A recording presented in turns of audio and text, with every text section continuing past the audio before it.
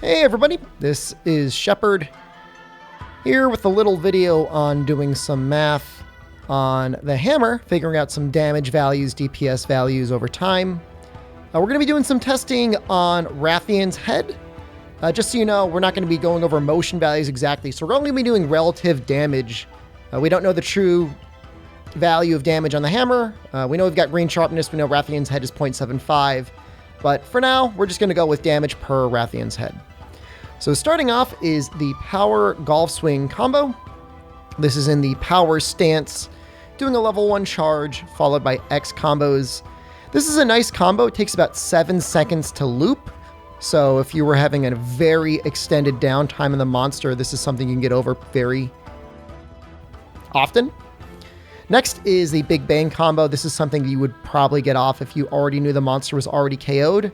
Doesn't contribute a lot of KO, but it does have a pretty compact and slightly higher DPS burst than our normal power charge loop, which the former has slightly better KO values anyways. The important thing is the amount of time that you're going to have remaining in either combo though, as really the biggest damage now locked behind the hammer, at least in the demo, is behind the Wirebug skill Impact Crater. So our normal loopable combo has a little bit more time to actually get into a charge, and you can convert back into normal stance to get immediately to level 3, whereas Big Bang, you'd have to either do it early at slightly less damage or go down and just try and get it charged out in time. So as you can see, this does a total of 374 damage. When we actually do that as damage per second, assuming that you already have a level 3 charge, this actually works out to 62 damage per second, which is really high. I mean, there's some other charge values that we're going to get into in a moment that can come close to that. But what it really comes down to is when you're fighting Mitsu, or really any other monster when Rise comes out, assuming these values don't change dramatically, is you really want to be making sure that you're more or less using that ability every time there's an opening. Nothing comes close to it. I don't know the exact KO values. I'm assuming it's very high. I guess one issue with Mitsu is while you do jump up in the air, you don't get a lot of iframes. So beyond that, beyond those two combos and the comparisons in between, we're going to go over a couple of the different attacks the weapon has. So starting with the normal uppercut, there are some slight damage changes. Power charge no longer gives a flat damage percentage increase across the board, but it will change certain motion values. So uppercut is always about setting up another combo or getting a quick hit in to inflict some additional KO. It's never been about the damage, but you can see here power stance does give it slightly more damage. It gets an extra 8 damage on Rathian's head. So in terms of DPS, fairly low. Obviously, we're doing this from assuming you just had the charge open anyways. As we'll see, both normal stance and power stance have other options at level 3. So level 3, normal standing, you get the just classic super pound. It's 101 damage, comes out relatively quickly, about 3 seconds, so you can pretty much fit this in no matter what. And you're going to see a consistent theme between normal stance and power stance having slightly stronger attacks. So power pound, so that you have to be moving now in power mode, and this thing's got a crazy reach and it comes out really fast. So slightly better DPS than just a normal super pound, also reaches out quite a bit farther. So your hunter really lunges forward, flings all the way out there. So pretty good attack if you're going to be staying in power stance most of the time anyways.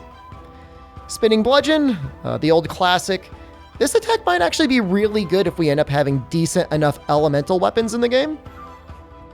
I know it's usually viewed as a meme attack, but if you actually do land all of the hits, 41 DPS is actually slightly better than Big Bang or our other attacks anyways. One issue, of course, being, though, is that you'd be going back into your normal R taps after in normal mode, which are fairly weak. Interesting thing, though, if you were to do it, you'd be better off just probably ending the attack early. You'll see this immediately, and I'm not in a good position for it, but this immediately puts us right into doing a normal triple pound, which would actually probably end up being even better damage than doing the proper golf swing at the end. Okay, so up to the charge Brutal Big Bang. This attack, it looks powerful, but honestly, in my opinion, you almost want to try and find other openings. Granted, it's a good burst of damage. It's probably our best burst in the game, but there's nothing that you could really follow up on that. So that's really the sort of attack that you're going to be using just when there's really nothing else that you're going to fit in the extra 3 seconds. All right, finally, we got the Spinning Bludgeon. This is your X attack. I don't even really know how to calculate DPS on this. How many attacks you're going to get really depends on everything, as well as landing that final hit. The main thing that I want to point out for this is while it can be charged, as you can see here, it doesn't seem to dramatically change the damage at all, really just the final hit. So I don't know if that's a bug or anything. Really hard to say. So in any case, this is going over the different DPS options for the hammer. I think in summary, you know, when you've got just a KO, working in a big bang into the impact trader is good. Otherwise, you know, your normal sort of power stance triple pound looping is good if the monster's just flinched over in the corner. As for the various charge attacks and how those work there, you know, they're not that different. I think the biggest thing is using whatever is going to fit the gap of time the biggest. So seeing as you're almost always going to be within a power stance within the fight, you know, if you're going to use the charge brutal big bang, that's okay, but otherwise maybe consider not charging as often, just getting your normal a tap in when you can, and then doing normal combos afterwards. Okay, so hopefully this was a helpful video for you. If you like this, please share it with your friends.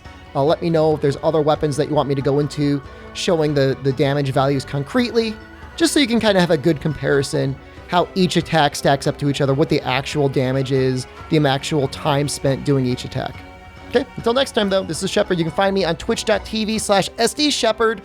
Wishing you good luck and have a good hunt.